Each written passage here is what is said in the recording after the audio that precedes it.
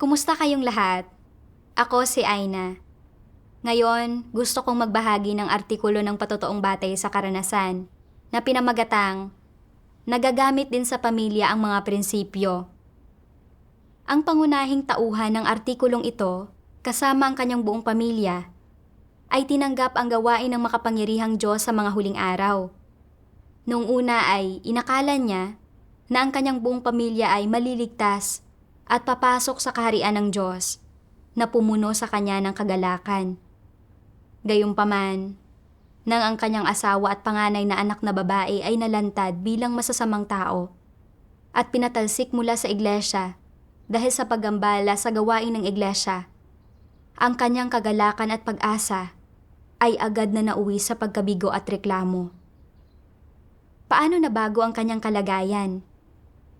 Naharap sa mga miyembro ng kanyang pamilya na nalantad at naalis, paano niya pinakawalan ang kanyang pagmamahal at pinakitunguhan sila ayon sa mga katotohanang prinsipyo? Hayaang basahin ko ang artikulong ito.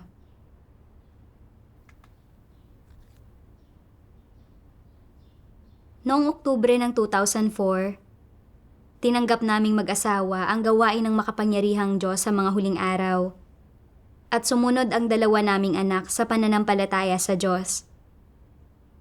Partikular na masaya ako. Iniisip na nananampalataya ang aming buong pamilya sa Diyos. Kung lahat kami ay pwedeng maligtas at makapasok sa kaharian, magiging kahanga-hangang bagay iyon. Pagkatapos niyon, ginawa naming mag-asawa ang aming mga tungkulin.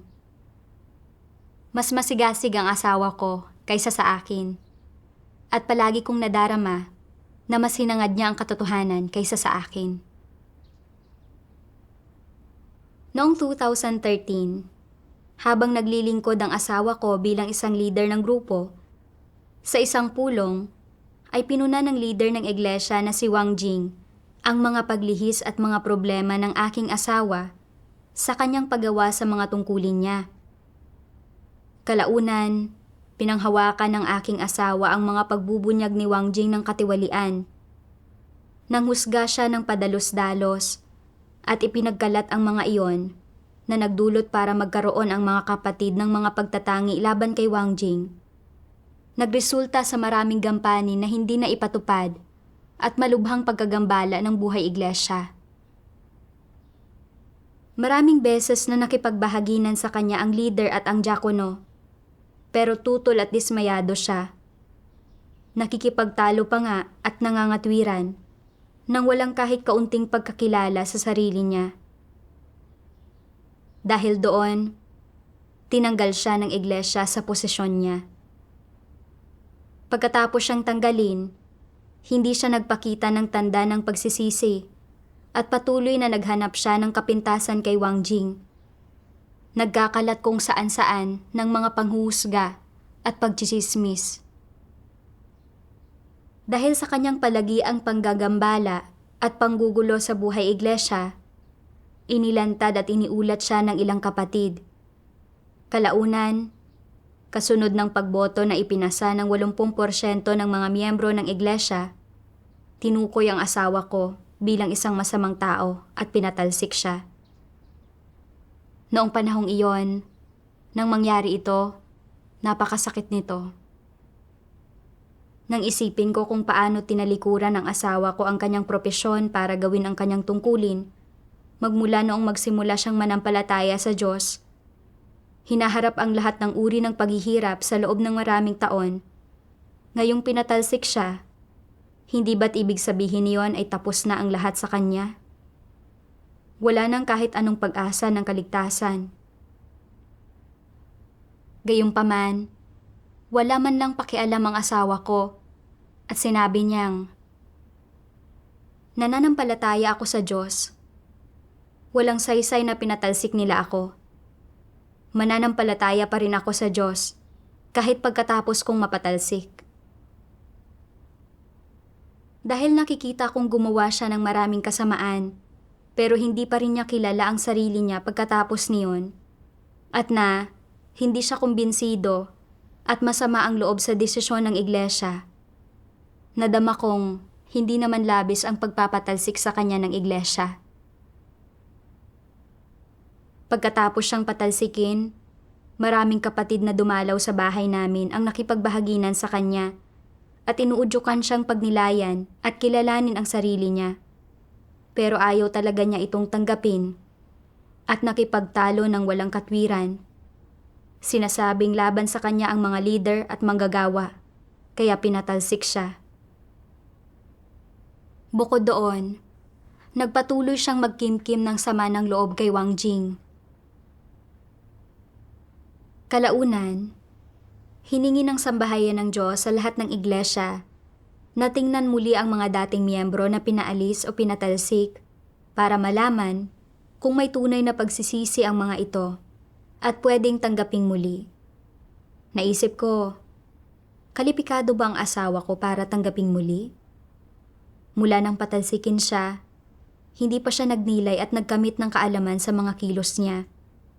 At patuloy niyang pinanghawakan ang kanyang mga naunang ideya laban kay Wang Jing. Hinuhusgahan ito ng patalikod. Hindi siya nagpakita ng tanda ng pagsisisi, kaya ayon sa mga prinsipyo, hindi siya dapat tanggaping muli.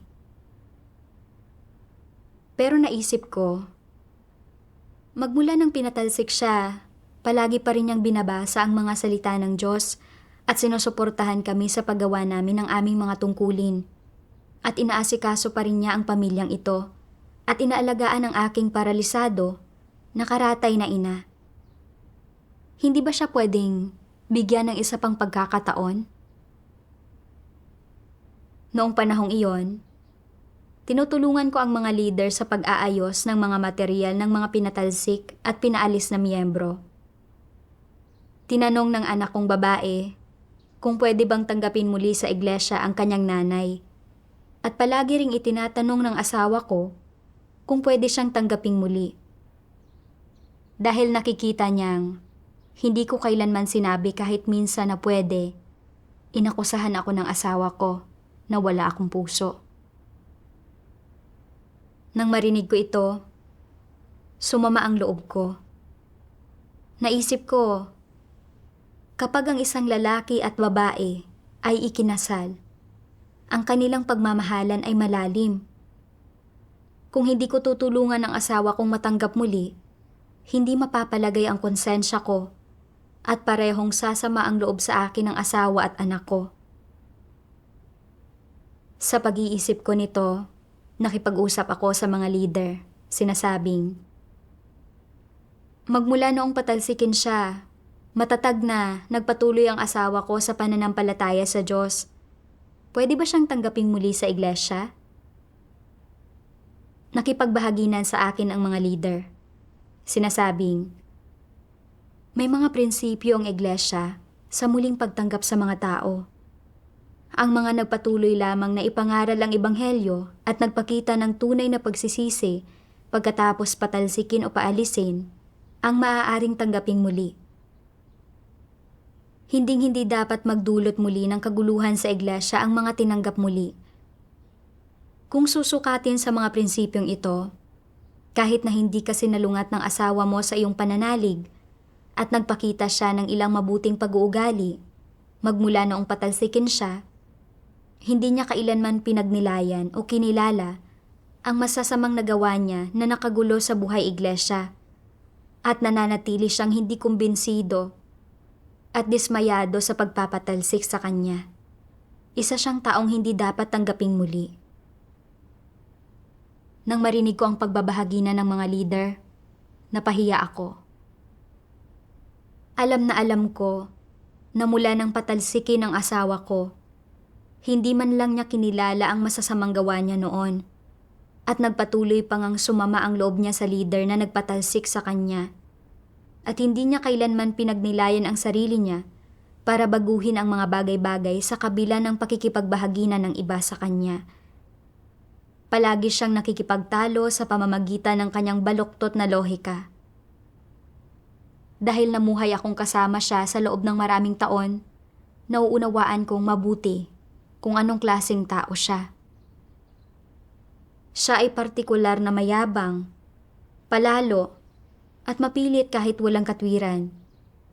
Mula nang mag-asawa kami, anuman ang mangyari, ni minsan ay hindi niya kailanman inaming mali siya. Kapag nagsalita na ako ng mabubuting salita sa kanya, saka lang siya kakalma. Pinatahimik ko ang aking isip at pinagnilayan ang sarili ko. Iniisip na, malinaw kong alam na hindi natugunan ng asawa ko ang mga kondisyon para sa pagtanggap muli. Pero bakit ko pa rin siya ipinaglalaban at ipinagtatanggol? Kalaunan, sa aking mga devosyonal, nabasa ko ang 2 sipi ng mga salita ng Diyos. Sabi ng makapangyarihang Diyos, ang ilang tao ay masyadong nagtitiwala sa mga damdamin, tumutugon sila sa anumang nangyayari sa kanila batay sa kanilang mga damdamin. Sa kanilang puso, alam na alam nilang mali ito. Gayunpaman ay hindi pa rin nila magawang maging objektibo, lalo na ang kumilos ayon sa prinsipyo. Kapag palaging napipigilan ng mga damdamin ang mga tao, kaya ba nilang isagawa ang katotohanan? Napakahirap nito. Ang kawalan ng kakayahan ng maraming tao na isagawa ang katotohanan ay pangunahing bunga ng mga damdamin. Itinuturing nila ang mga damdamin bilang napakahalaga. Inuuna nila ang mga ito. Mga tao ba sila na nagmamahal sa katotohanan? Tiyak na hindi. Ano ang mga damdamin sa diwa? Ang mga ito ay uri ng tiwaling disposisyon. Ang mga pagpapamalas ng mga damdamin ay mailalarawan gamit ang ilang salita. Paboritismo, pagprotekta sa iba ng walang prinsipyo, pagpapanatili ng mga pisikal na relasyon at pagkiling. Ito ang mga damdamin. Anong mga isyu ang may kaugnayan sa mga damdamin? Una, ay kung paano mo sinusuri ang iyong sariling mga kapamilya at kung paano mo hinaharap ang mga bagay na ginagawa nila.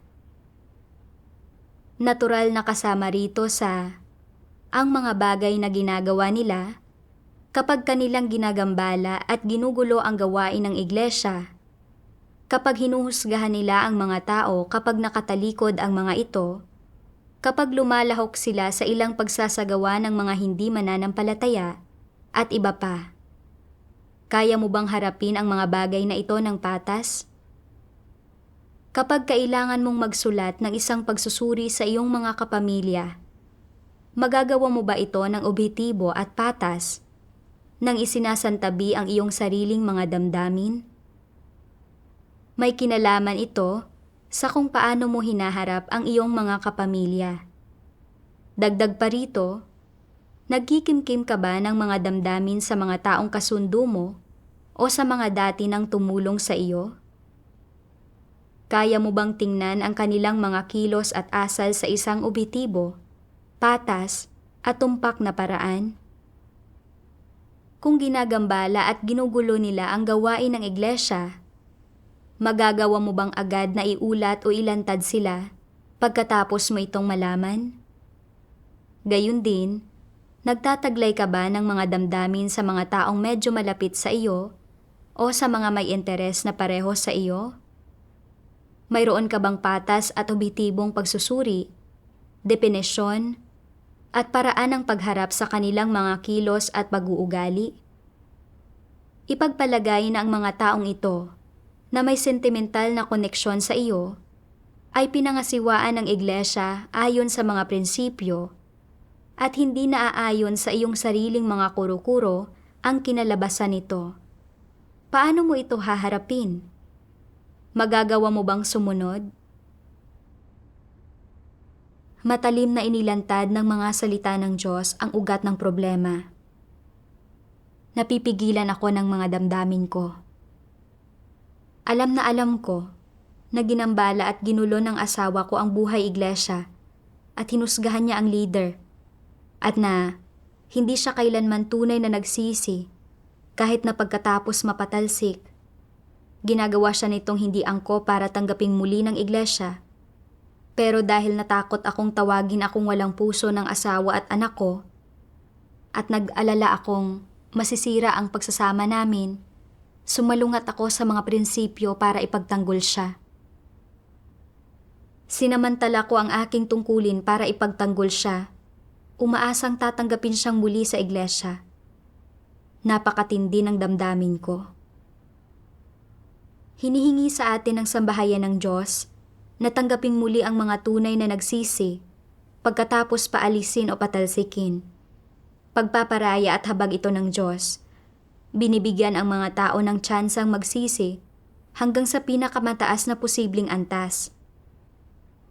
Kung kayang kapuutan at pagsisihan ng mga taong ito ang kanilang mga kilos, bumabawi sa kanilang mga pagsalangsang sa pamamagitan ng mga tunay na kilos, ipinapakita nito na hindi pa nila ganap na naiwala ang kanilang pagkatao at katwiran at na, kahit papaano, tunay ang kanilang pananalig sa Diyos.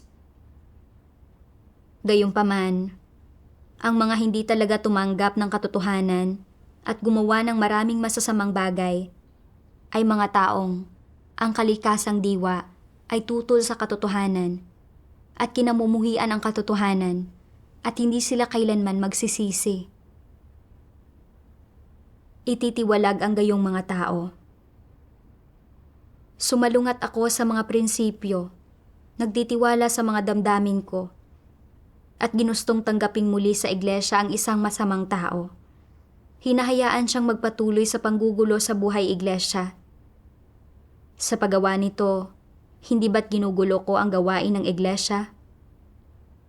Nang mapagtanto ko ito, lubos akong nagsisisi. At ayaw ko nang mamuhay ayon sa mga damdamin ko. Kalaunan, nabasa ko ang mga salita ng Diyos. Anong prinsipyo ang dapat pagbatayan ng pagtrato ng mga tao sa iba ayon sa hinihingi ng mga salita ng Diyos? Mahalin kung ano ang minamahal ng Diyos at kamuhian kung ano ang kinamumuhian ng Diyos. Ito ang prinsipyong dapat sundin. Mahal ng Diyos ang mga naghahangad ng katotohanan at nakasusunod sa kanyang kalooban. Ito rin ang mga taong dapat nating mahalin. Ang mga hindi nakasusunod sa kalooban ng Diyos, mga napupuot at naghihimagsik sa Diyos. Ito ang mga taong kinasusuklaman ng Diyos at dapat din natin silang kasuklaman. Ito ang hinihingi ng Diyos sa tao. Noong kapanahunan ng biyaya, sinabi ng Panginoong Hesus, "Sino ang aking ina at sino-sino ang aking mga kapatid? Sapagkat sino mang gumagawa ng kalooban ng aking Ama na nasa langit, ay siyang aking kapatid na lalaki at aking kapatid na babae at ina." Umiiral na ang mga salitang ito noon pang kapanahunan ng biyaya, at lalo pang mas malinaw ang mga salita ng Diyos ngayon. Mahalin kung ano ang minamahal ng Diyos, at kamuhian kung ano ang kinamumuhian ng Diyos. Diretsahan ang mga salitang ito, ngunit madalas na hindi naaarok ng mga tao ang tunay na kahulugan ng mga ito.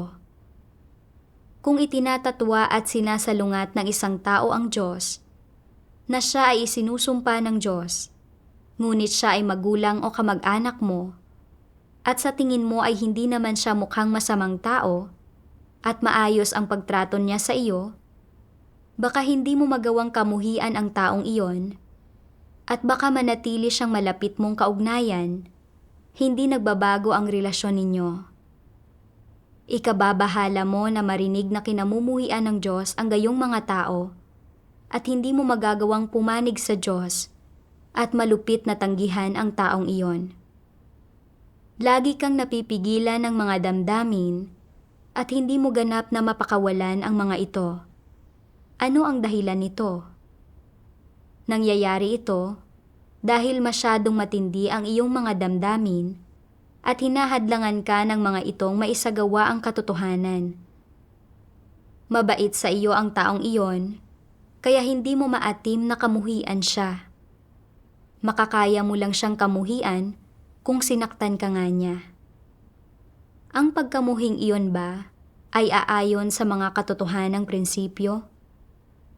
Gayun din, ginagapos ka ng tradisyonal na mga kuro-kuro na iniisip na isa siyang magulang o kamag-anak. Kaya, kung kamumuhian mo siya, kasusuklaman ka ng lipunan at lalaitin ang publiko. Kukundinahin bilang hindi mabuting anak, walang konsensya, at ni hindi nga tao. Iniisip mo na magdurusa ka ng pagkundina at kaparusahan ng langit. Kahit gusto mong kamuhian siya, hindi iyon kakayanin ng konsensya mo. Bakit gumagana ng ganito ang konsensya mo? Ito ay dahil isang paraan ng pag-iisip ang naitanim na sa kalooban mo buhat nang ikaw ay bata pa. Sa pamamagitan ng pamana ng iyong pamilya, ang turong ibinigay sa iyo ng mga magulang mo, at ang indoktrinasyon ng tradisyonal na kultura. Ang paraang ito ng pag-iisip ay nakaugat ng napakalalim sa puso mo. At dahil dito ay nagkakaroon ka ng maling paniniwala na ang pagiging mabuting anak ay ganap na likas at may katwiran, at na ang anumang minana mo mula sa mga ninuno mo ay palaging mabuti. Una mo itong natutunan at nananatili pa rin itong nangingibabaw na lumilikha ng isang malaking sagabal at kaguluhan sa iyong pananalig at pagtanggap sa katotohanan na iniiwan kang walang kakayahan na isagawa ang mga salita ng Diyos at mahalin ang minamahal ng Diyos at kapuotan ang kinapupuotan ng Diyos. Mula sa mga salita ng Diyos, naunawaan ko na hinihingi sa atin ng Diyos na tratuhin ang mga tao nang may prinsipyo ng pagmamahal sa mga minamahal ng Diyos at ng pagkamuhi sa mga kinamumuhian ng Diyos. Dapat nating tratuhin ng may pagmamahal ang mga nagmamahal sa katotohanan at nagtataguyod sa gawain ng iglesia. At dapat nating kasuklaman at tanggihan ang masasamang tao na namumuhi sa katotohanan, lumalaban sa Diyos, at nanggugulo sa gawain ng Diyos. Ang pagsasagawa lamang sa ganitong paraan ang umaayon sa layunin ng Diyos. Gayunpaman, napigilan ako ng mga damdamin ko, at hindi ko nagawang mahalin ang minamahal ng Diyos, at kamuhian ang kinamumuhian ng Diyos. Dahil alam kong nakagawa ng kasamaan ang asawa ko para guluhin ang buhay iglesia, at na tahasan niyang tinanggihan ang katotohanan, at na ang diwa niya ay sa isang masamang tao na namumuhi sa katotohanan, at na dapat siyang patalsikin at itiwalag. Sumalungat ako sa mga prinsipyo. Sinusubukang tanggapin siyang muli ng iglesia. Napakatindi ng mga damdamin ko. Naniwala ako sa mga kasabihang gaya ng, kapag ang isang lalaki at babae ay ikinasal, ang kanilang pagmamahalan ay malalim. Mas matimbang ang dugo kaysa tubig. At ang tao ay hindi patay. Paano siya magiging malaya mula sa emosyon? Dahil namumuhay ako sa mga satanikong lason na ito, hindi ko na nagawang matukoy ang masama at mabuti, ang tama at mali. Sa lahat ng bagay, namuhay ako ayon sa mga damdamin ko nang walang anumang prinsipyo. Dahil nakikita kong patuloy ang aking asawa sa pagsuporta sa akin at sa aming mga anak sa paggawa namin ng aming mga tungkulin, inaasikaso ang mga gawaing bahay at inaalagaan ang paralisado kong ina kahit pagkatapos niyang mapatalsik, pakiramdam ko ay may utang ako sa kanya. Kung hindi ko siya ipaglalaban, natakot akong magagalit sa akin ang mga anak ko at sasama ang loob nila sa akin. Para mapanatili ang aking mga makalamang emosyonal na ugnayan at ang aking imahe bilang isang mabuting asawa at ama, kumampi ako sa kanya at ipinagtanggol siya. Sinusubukang tanggapin siyang muli ng iglesia, pinapayagan siyang patuloy na guluhin ang buhay iglesia at ang buhay pagpasok ng mga kapatid. Isa itong masamang gawa at tunay na walang konsensya at pagkatao. Hindi tayo kailanman sinabihan ng Diyos na magpakita ng konsensya sa masasamang tao ni hindi niya sinasabi na walang puso o hindi makatao ang pagtanggi sa mga satanikong kamag-anak. Sa halip, hinihingi niya sa atin na mahalin ang minamahal niya at kamuhian ang kinamumuhian niya. Nang mapagtanto ko ito, naging mas malinaw ang isip ko at handa akong kumilos ayon sa mga prinsipyo na hindi na ipinagtatanggol ang asawa ko o kumikilos batay sa mga damdamin ko. Pagkatapos kong maranasan ang mga bagay na ito, inakala kong nagkamit na ako ng kaunting kabatiran sa diwa ng mga damdamin. Gayunpaman, kalaunan ay naharap ako sa pagpapatalsik sa aking panganay na anak na babae. Noong Desyembre 2020, ginagawa ko ang aking tungkulin ng malayo sa bahay. Isang araw, bigla akong nakatanggap ng isang liham mula sa bahay na nagsasabing, ang aking panganay na anak na babae, na nabunyag bilang isang masamang tao, ay pinatalsik sa iglesia dahil sa panggagambala at panggugulo sa gawain ng iglesia at paggawa ng maraming masasamang bagay nang hindi nagsisisi. Nagulat ako ng oras na iyon at lubos na nasaktan at hindi ko maiwasang magreklamo. Bakit pinatalsik din ang aking panganay na anak? Noong panahong iyon, isinuko niya ang pag-aaral niya para gawin ang mga tungkulin niya. Sa kabila ng mga balakid, ni minsan ay hindi niya kailanman inantala ang mga tungkulin niya. Ngayon, siya ay pinatalsik. Hindi ba't ibig sabihin nito ay wala ng pag-asa para sa kaligtasan? Tuwing ipinipikit ko ang aking mga mata, pumapasok sa isip ko ang mga nakalipas na pangyayari. Dati, kaming apat sa pamilya ay nanampalataya sa Diyos. Madalas naming sabay-sabay na binabasa ang mga salita ng Diyos, umaawit ng mga himno, at nagbabahagi na ng katotohanan. Ngayon, kaming dalawa na lang ng bunsong anak ko ang natira. Sa pag-iisip ko nito, lubos akong nasaktan. Nanalangin ako sa Diyos. O Diyos, pinatalsik ang panganay kong anak. Alam kong katuwiran mo ito. Pero hindi ko talaga ito lubos maisip. Hindi ko kayang bitiwan ang mga damdamin ko. Bigyang liwanag at gabayan mo nawa ako para maunawaan ko ang layunin mo. Noong panahong iyon, ginagawa namin ang stage play na ang digmaan ng pagpapatalsik sa isang masamang tao. Ang bida, na nasaktan at negatibo dahil sa pagpapatalsik sa tatay niya, ay nasa kaparehong kalagayan ko. Dahil nakita ko na nagtiwala ang tauhan sa mga salita ng Diyos upang mapagtagumpayan ang pagpipigil ng mga damdamin niya, lubos akong naantig. Naisip ko, dapat din akong magtiwala sa Diyos, isagawa ang katotohanan at manindigan sa aking patotoo. Ngayon, dahil alam kong pinatalsik ang anak ko, nalungkot ako, pero nananampalataya akong matuwid ang Diyos. Ang pagpapaalis o pagpapatalsik ng iglesia sa sinuman ay batay sa diwa ng taong iyon at walang sinumang naagrabyado. Dapat akong magpasakop at tumigil sa pagrereklamo at paglaban sa Diyos. Kalaunan, huminahon ako para pagnilayan ang palagiang pag-uugali ng panganay na anak ko at sinuri kong muli ang abiso ng pagpapatalsik. Kinukumpirmang talagang masamang tao siya na nakagawa ng maraming masasamang bagay.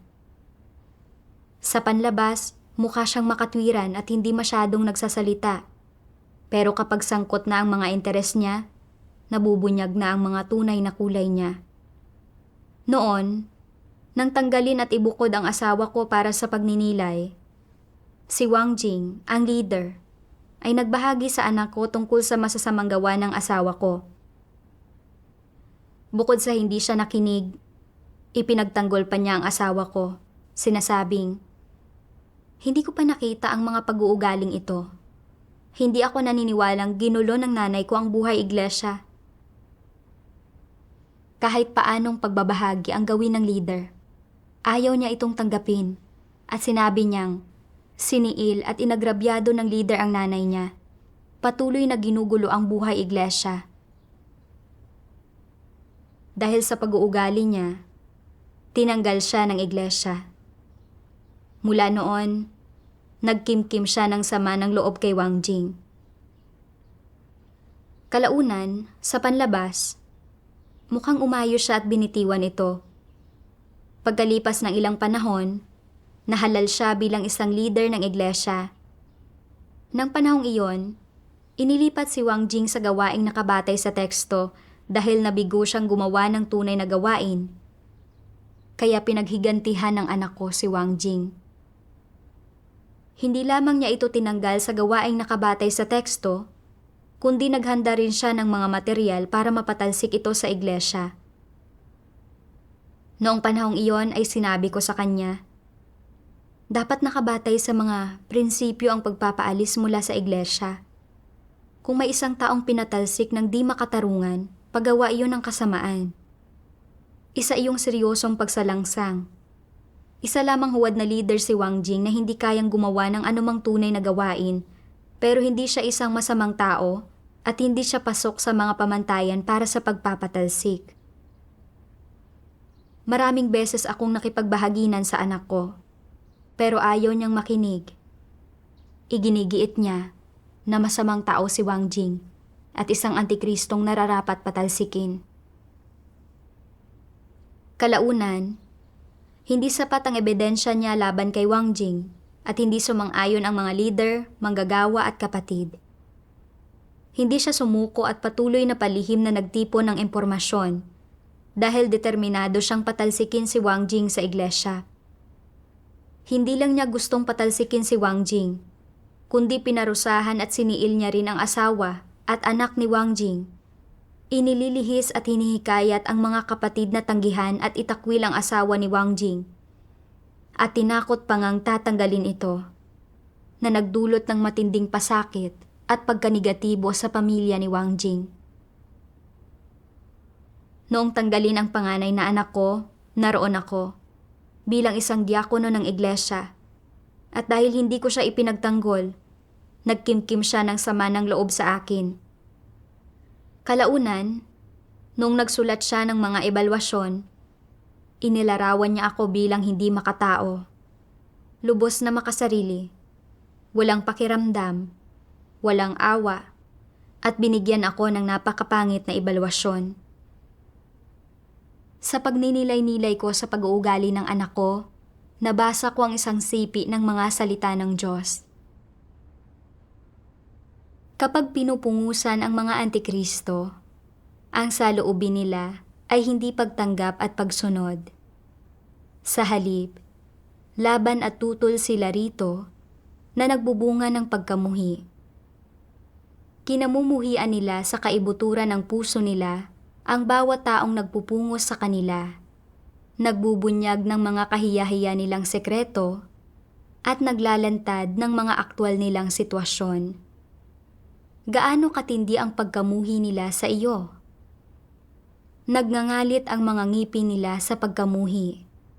Hiling nila na maglaho ka sa paningin nila at nararamdaman nila na hindi kayo pwedeng umiral sa iisang mundo.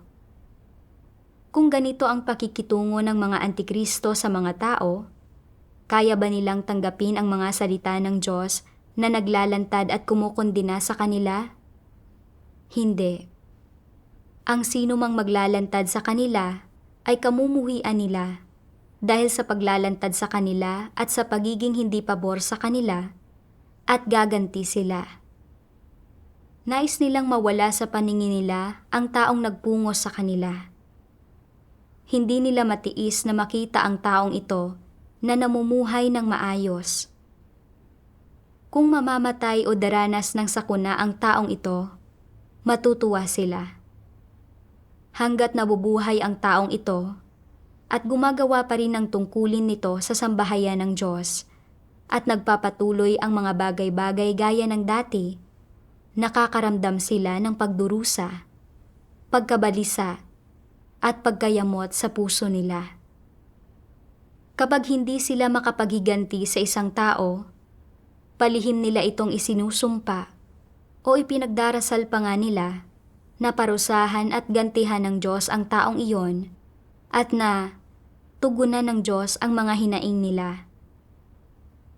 Kapag naramdaman ng mga Antikristo ang ganitong pagkamuhi, nagreresulta ito sa mga sunod-sunod na pagkilos. Kabilang sa mga pagkilos na ito, ang paghihiganti at mga sumpa, at syempre, mailan din pagkilos gaya ng pag-frame, paninira, at pagkundina sa iba na nag-uugat sa pagkamuhi. Kapag may nagpupungo sa kanila, sisiraan nila ang taong iyon ng patalikod. Kapag sinabi ng taong iyon na tama ang isang bagay, sasabihin nilang mali ito. Babaluktutin nila ang lahat ng positibong bagay na ginagawa ng taong iyon at gagawin nila itong negatibo. Nagpapakalat sila ng mga kasinungalingang ito at nagsasanhi ng kaguluhan habang nakatalikod ang mga ito.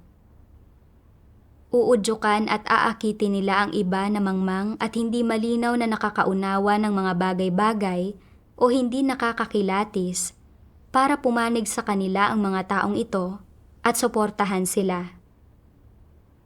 Malinaw na walang anumang ginawang masama ang taong nagpupungo sa kanila, pero gusto pa rin nilang paratangan ng masasamang gawa ang taong ito para malinpaniwalaan ng lahat na ginagawa ng taong ito ang mga ganitong uri ng bagay at magsama-sama ang lahat para itakwil ang taong ito.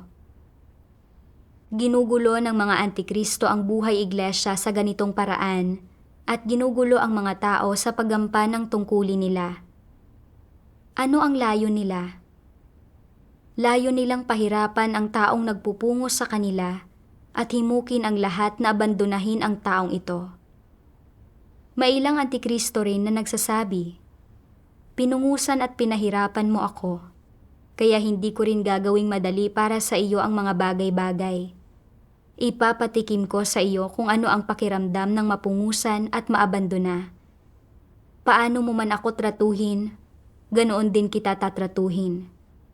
Kung hindi mo gagawing madali para sa akin ang mga bagay-bagay, huwag kang umasa na magiging madali rin para sa iyo ang mga ito." Mula sa mga salita ng Diyos, nakita ko na talagang mabagsik at may hangaring maminsala ang mga Antikristo. Partikular nilang kinamumuhian ang mga naglalantad o sumasalungat sa kanila. Hindi sila susuko hanggang sa mapabagsak at mawasak nila ang mga ito. Sa paghahambing ko nito sa pag-uugali ng panganay na anak ko, nagkamit ako ng kaunting pagilati sa kanya. Dahil ginulo niya ang buhay iglesia sa pagtatanggol niya sa kanyang ina, tinanggal siya at nagkimkim siya ng sama ng loob laban sa leader, kay Wang Jing. Naghihintay siya ng pagkakataong makapaghiganti. Matapos magkamit ng isang posisyon, ginawa niya ang makakaya niya upang gamitin ang kanyang kapangyarihan para idiin at pahirapan si Wang Jing at ang pamilya nito. Kahit paano man nakipagbahaginan sa kanya ang lahat, na hindi pasok si Wang Jing sa mga pamantayan para sa pagpapaalis o pagpapatalsik, ayaw niya talagang makinig. Iginigiit niya ang pagpapatalsik kay Wang Jing sa iglesia. Nakita ko na ang disposisyon ng anak ko ay sobrang mapanlin lang at may hangaring maminsala, at na palagi niyang pinoprotektahan ang masamang tao at gumaganti sa tumututol, tumatangging tumigil hanggang sa mawasak niya ang iba. Napagtanto ko na dyablo siya at dapat talagang patalsikin. Kung mananatili siya sa iglesia, patuloy lang siyang manggagambala at manggugulo at magiging isang salot sa iglesia. Kalaunan, nabasa ko ang mga salitang ito ng Diyos. Nakikihalubilo ka pa rin ngayon sa mga demonyong iyon at tinatrato sila ng may konsensya at pagmamahal. Ngunit sa pangyayaring ito, hindi ka ba nag-aabot ng mabubuting intensyon kay Satanas? Hindi ka ba kakampi ng mga demonyo? Kung umabot na ang mga tao sa puntong ito at hindi pa rin nila mapag-iba ang mabuti sa masama, at patuloy na bulag na maging mapagmahal at maawain ng walang anumang pagnanais na hangarin ang mga layunin ng Diyos, o magawang kunin bilang kanila sa anumang paraan ang mga layunin ng Diyos, magiging higit na kahabag-habag ang kanilang mga katapusan. Kaaway ng Diyos ang sinumang hindi naniniwala sa Diyos sa katawang tao. Kung nakapag-uukol ka ng pagkakonsensya at pagmamahal sa isang kaaway, hindi ka ba salat sa pagpapahalaga sa katarungan? Kung kaayon ka ng mga yaong kinamumuhian ko at hindi ko sinasang-ayunan, at nag-uukol pa rin ng pagmamahal o pansariling damdamin sa kanila, hindi ka ba mapaghimagsik kung gayon? Hindi mo ba sinasadyang labanan ang Diyos? Nagtataglay ba ng katotohanan ang gayong tao? Kung nag-uukol ng pagkakonsensya ang mga tao patungkol sa mga kaaway, pagmamahal sa mga demonyo, at habag kay Satanas, hindi ba nila sinasadyang gambalain ang gawain ng Diyos sa gayon? Yaong mga tao na naniniwala lamang kay Jesus at hindi naniniwala sa Diyos na nagkatawang tao sa mga huling araw, gayon din yaong mga pasalitang inaangkin na naniniwala sa Diyos na nagkatawang tao, ngunit gumagawa ng masama, ay pawang Antikristo, kahit hindi pa banggitin yaong mga hindi man lamang naniniwala sa Diyos. Magiging mga pakay ng pagwasak ang lahat ng taong ito. Sa pamilya ng Diyos, si Kristo ang may kapangyarihan at ang katotohanan ang naghahari. Pinatalsik ng iglesia ang anak ko batay sa diwa niya, sumusunod sa mga prinsipyo sa pagpapatalsik. Pero noong mangyari ito sa akin, hindi ko hinanap ang layunin ng Diyos. Hindi ko nagawang maunawaan ang maladyablong diwa ng anak ko, kaya nakisimpat siya at naawa ako sa kanya. Akala ko ay nanampalataya na siya sa Diyos mula pagkabata at isinuko niya ang pag-aaral niya, tiniis ang pagdurusa at nagbayad ng halaga hanggang ngayon. Bakit siya pinatalsik? Kaya sa puso ko ay nagreklamo ako sa Diyos, nangangatwiran sa Kanya. Hindi ba't ito ang mismong inilantad ng Diyos bilang nag-aabot ng mabubuting intensyon kay Satanas at kakampi ng mga demonyo? Hindi ba't sinasalungat at nilalabanan ko ang Diyos? Nanampalataya ako sa Diyos sa loob ng maraming taon. Kinain at ininom ang napakaraming salita niya at madalas kong sinasabi sa iba na ang pagpapaalis at pagpapatalsik sa isang tao ay dapat batay sa mga prinsipyo, hindi sa mga damdamin, kahit na magulang mo pa ito mismo. Pero noong patalsikin ang asawa at anak ko, sadya kong nilabag ang mga panuntunan. Ginusto kong manatili sila sa iglesia dahil sa damdamin. Hindi ba't kinukonsinti ko ang panggugulo ng masasamang tao sa gawain ng iglesia? Pagkampi ito sa panig ng mga masasamang tao, paglaban ito sa Diyos. Nang mapagtanto ko ito, sa puso ko ay medyo natakot ako. Kaya, nanalangin ako sa Diyos. Handa akong magsisi sa Kanya at makalaya sa pagpipigil ng mga damdamin. Pagkatapos ibinasa ko ang mga salitang ito ng Diyos. Natutukoy ang kalalabasan ng lahat ayon sa diwang nagmumula sa kanilang asal at palagi itong angkop na natutukoy. Walang sino mang makapapasan sa mga kasalanan ng iba. Higit pa, walang sino mang makatatanggap ng kaparusahan na nauukol sa iba. Ito ay lubos. Sa huli, ang mga gumagawa ng pagkamatuwid ay mga gumagawa ng pagkamatuwid at ang mga tagagawa ng masama ay mga tagagawa ng masama. Tutulutang makaligtas sa kalaunan ang mga gumagawa ng katuwiran, samantalang wawasakin ang mga tagagawa ng masama.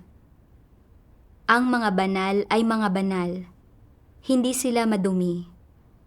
Ang madudumi ay madudumi at walang isa mang bahagi nila ang banal. Ang mga taong wawasakin ay ang lahat ng masasama at ang mga makaliligtas ay ang lahat ng mga matuwid. Kahit pa gumaganap ng mga matuwid na gawa ang mga anak ng masasama, at kahit pa gumagawa ng masasamang gawa ang mga magulang ng mga matuwid. Walang ugnayan sa pagitan ng isang nananampalatayang esposo at ng isang walang pananampalatayang esposa, at walang ugnayan sa pagitan ng mga nananampalatayang anak at mga walang pananampalatayang magulang. Ganap na hindi magkaayon ang dalawang uring ito ng mga tao. Bago pumasok sa pamamahinga, may pisikal na mga kamag-anak ang isang tao. Ngunit sa sandaling pumasok sa pamamahinga ang isang tao, wala na siyang anumang pisikal na mga kamag-anak na masasabi. Yaong mga gumagawa ng kanilang tungkulin ay mga kaaway ng mga yaong hindi gumagawa ng kanilang tungkulin. Yaong mga nagmamahal sa Diyos at yaong mga napupuot sa Kanya ay magkasalungat sa isa't isa. Yaong mga papasok sa pamamahinga at yaong mga nawasak na ay dalawang di magkaayong uri ng mga nilikha. Ang mga nilikha na tumutupad sa kanilang mga tungkulin ay magagawang makaligtas, habang yaong mga hindi tumutupad sa kanilang mga tungkulin ay magiging mga pakay ng pagkawasak. Higit pa rito, magtatagal ito hanggang sa kawalang hanggan. May mga pisikal na ugnayang umiiral sa pagitan ng mga tao ng ngayon, gayon din ang mga pagkakaugnay sa dugo. Ngunit sa hinaharap, babasagin ang lahat ng ito. Hindi magkatugma ang mga mananampalataya at ang mga walang pananampalataya. Bagkus ay magkasalungat sila sa isa't isa. Yaong mga nasa pamamahinga ay maniniwala na may Diyos at magpapasakop sa Diyos, samantalang yaong mga mapaghimagsik laban sa Diyos ay pawang mawawasak. Hindi naiiral sa lupa ang mga pamilya. Paano pa magkakaroon ng mga magulang o mga anak o mga ugnayan ng mag-asawa? Ang mismong hindi pagkakatugma ng paniniwala at di paniniwala ay lubos na papatid sa gayong mga pisikal na ugnayan. Mula sa mga salita ng Diyos, naunawaan ko na matuwid at banal ang Diyos. Itinatakda ng Diyos ang mga kalalabasan ng mga tao nang walang anumang makalamang damdamin. Tinatrato ng pantay at makatarungan ang lahat. Para pagpasyahan ang kalalabasan ng isang tao, hindi humahatol ang Diyos batay sa kung gaano ang tila tinalikuran o ginugol niya sa kanyang sarili. Kundi sa halip, ito ay batay sa kanyang diwa at mga kilos at nakatakdang itiwalag ang masasamang tao. Hindi ko naunawaan ang katuwiran ng Diyos. Kaya, nang mabalitaan kong pinatalsik ang anak ko, hindi ko hinanap ang katotohanan o isinaalang-alang ang kalikasang diwa niya para makita kung anong uri ng tao ba talaga siya. Kundi sa halip, namuhay ako sa mga damdamin ko, nakikisimpatya at naaawa sa kanya.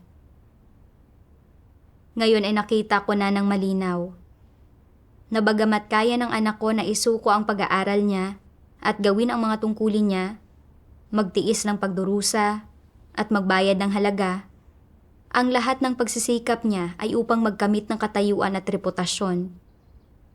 Nang mawala niya ang posisyon niya at naapektuhan ang mga interes niya, ganap na nalantad ang malupit na kalikasan niya. Akala ko dati ay nanampalataya sa Diyos ang buong pamilya namin, at na maaari kaming maligtas lahat at makapasok sa kaharian ng langit. Pero ngayon ay nakita ko na sarili kong kuro-kuro at imahinasyon ito. Kung hindi minamahal ng isang tao ang katotohanan, o kaya kinamumuhian ang katotohanan, at hindi talaga magbabago ang kanilang satanikong disposisyon sa kabila ng ilang taong pananampalataya sa Diyos, paano siya maliligtas? Sa pamamagitan ng karanasan ng pagpapatalsik sa aking anak at asawa, nakita ko na bagamat sa simula ay nanampalataya ang aming buong pamilya sa Diyos, nakatanggap ng panustos ng mga salita ng Diyos at ginawa ang aming kani-kaniyang mga tungkulin. Pagkatapos ng ilang taon, unti-unting nabunyag ang diwa ng lahat at ang landas na tinahak namin. Maraming ginawang masasamang bagay ang asawa at panganay ko at nalantad sila bilang masasamang tao. Kami ay dalawang di magkaayong uri ng mga tao at walang pwedeng makatulong o makapagligtas sa isa't isa. Naisip ko ang mga salitang ito ng Diyos. Sa hinaharap, kapag pumasok ang sangkatauhan sa marikit na dako, mawawala na ang mga ugnayan sa pagitan ng mag-asawa, sa pagitan ng ama at anak na babae, o sa pagitan ng ina at anak na lalaki na inaakala ng mga tao na kanilang matatagpuan. Sa oras na iyon, susundan ng bawat tao ang sarili niyang uri at ang mga pamilya ay nabasag na. Dahil sa ganap na pagkabigo, hindi na muling gagambalain ni Satanas ang sangkatauhan at hindi na magkakaroon ng mga tiwaling satanikong disposisyon ang mga tao. Nawasak na yaong mga mapaghimagsik na tao at tanging ang mga tao na nagpapasakop ang mananatili. Sa gayon, kakaunting pamilya ang buong makaliligtas. Paano makapagpapatuloy sa pag-iral ang mga pisikal na ugnayan? Hindi ko naunawaan ang gawain ng Diyos at pinrotektahan ko ang aking asawa at anak ayon sa mga damdamin ko. Gustong panatilihin ang aming relasyon bilang pamilya sa laman, halos makagawa na ng mga kilos ng paglaban sa Diyos. Napakahangal at bulag ko. Inisip ko, hindi na ako mapipigilan ng mga damdamin ko. Kailangan kong makalaya sa gapos ng mga damdamin at magpasakop sa sitwasyong ito. Unti-unti, bumuti ang kalagayan ko at hindi ko na gaanong naramdaman ang sakit. Pagkatapos kong maranasan ang lahat ng ito, naging mas mapangkilatis ako sa aking pamilya. Binitiwan ko ang mga damdamin ko para sa kanila mula sa kaibuturan ng aking puso. Kasabay nito, nakita ko rin ng malinaw na ang pamumuhay ayon sa mga damdamin ay nagdudulot sa isang tao para hindi niya magawang matukoy ang mabuti at masama, ang tama at mali, at makakaya pang gawin ang mga bagay na sumasalungat sa mga katotohanang prinsipyo, lumalaban at naghihimagsik laban sa Diyos. Talagang kaaway ng Diyos ang mga damdamin. Dahil sa pamumuhay ayon sa damdamin, nagiging imposible ang pagsasagawa ng katotohanan. Nakita ko rin na napakababa ng tayog ko, na napakatindi ng mga damdamin ko. Wala akong tunay na pagpapasakop sa Diyos at kinailangan kong maranasan ang paghatol at pagkastigo ng Diyos para mabago ang tiwaling disposisyon ko. Hanggang dito na lang ang programa ngayong araw. Salamat sa panonood at magkita tayong muli sa susunod.